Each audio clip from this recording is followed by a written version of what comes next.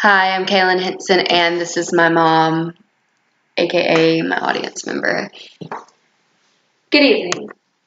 To convince society of anything is nearly impossible, but to try and convince society of something that they have been pounded to believe by what they feel is a reputable source for 10 plus years seems like it is truly impossible. So today I want to talk to you about convincing society that there is no direct correlation between violence and mental illness. This is a really sensitive topic and subject lately because of the fact that there's been recurring gun violence in schools, churches, and other public venues. I was studying John Strickland's article in the Psychology Foundation. The article was titled Messages Conveyed by Media. And when I read this, I asked myself, when is mental illness mentioned by the media? And since 1998, 25% of CNN news stories regarding mental illnesses have been violence related. So, with that being said, mental illness is very rarely mentioned unless it has some negative aspect attached to it, which I think is very sad because that leads all the viewers that are most likely ignorant on mental illness, because many people aren't educated properly upon them because they're so abroad. So anyway, what that has done is frozen society and many people's mindset to believe that mental illness is a direct cause of violence. Relationships between violent behaviors and symptoms of threat has been known for causing the individual that has mental illness to react in violence in order to gain personal control.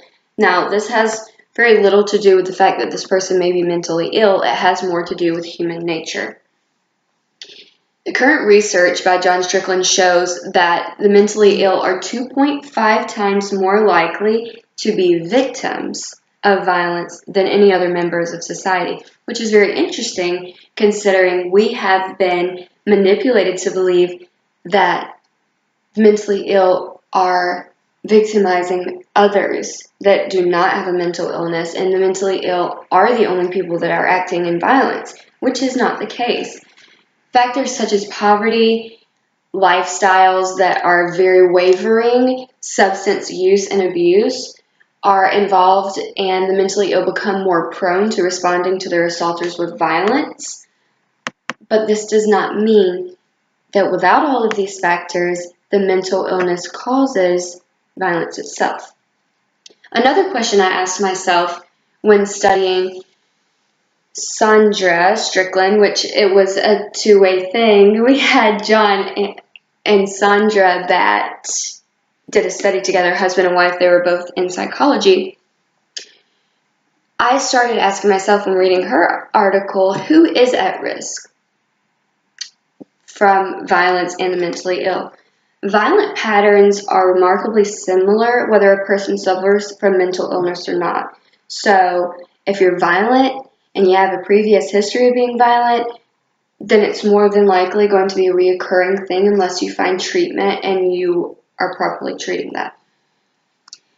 Violent behavior from anyone is typically aimed at family members or friends, not the public. And that's another thing that CNN has done a very ill job of portraying to society, is that, in these mass shootings, these people, these innocent people, their children, these innocent children are getting taken from their families. Why are they doing that? It must be because they're mentally ill and just hate the world. That's not the case. That's totally different. That has to do with social anxiety, which I will later talk to you about. But typically it's for spouses or other intimate partners, someone or something that they can personally relate to. Some factors affecting this violence are whether a person has alcohol and drug use and abuse in their past, which can contribute to violent behavior. violent backgrounds, like I previously mentioned, and family violence is the number one indicator and contributor to future violence in these individuals. Family violence is related to socioeconomic factors, very low socioeconomic factors, social stress, social isolation, and personality issues. So, with these shootings, these people are more than likely being isolated by their peers, and so they feel angry, they feel left out, they already have issues with understanding themselves, so they begin to feel like if being myself can't capture the attention of others, then maybe violence will.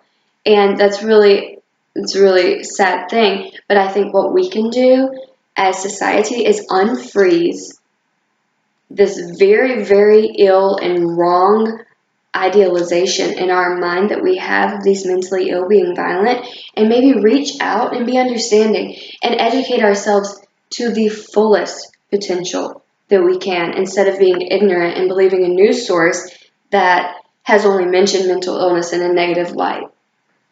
So what can be done other than us unfreezing this misperception is stop fearing the unknown and the unpredictable and get out there and understand. Incorporate yourself in the lives of these people. Maybe your friend has a son with a mental illness. Maybe your friend has a cousin with a mental illness. Maybe you have someone in your class that has a mental illness. Spend more one-on-one time with these individuals, and maybe you'll begin to realize, hey, this person seems like the sweetest teddy bear I've ever met, instead of thinking, oh, I better keep my distance because this person is dangerous. I've read all about mentally ill, they're prone to violence. Because by learning the facts, by reaching out to friends, family members, colleagues, you can support those with mental illness while educating yourself at the same time. So you win all around. By putting all of the facts together, and understanding will be reached that the majority of people who act in violence do not suffer from mental illness. They suffer from economic issues, from family issues, and sometimes, quite frankly, it has to do with you and how you react to them and who they are as a person. Thank you. Good night.